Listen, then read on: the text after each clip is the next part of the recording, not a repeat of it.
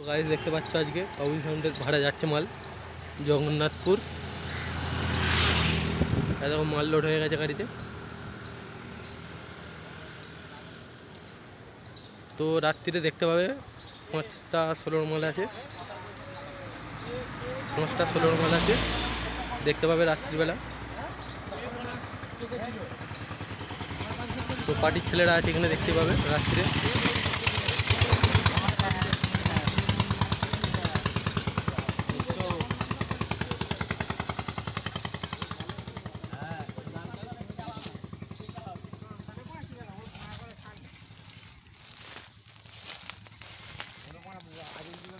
রাত্রিবেলা দেখতে পাবে 5খানা 16 মাল আছে।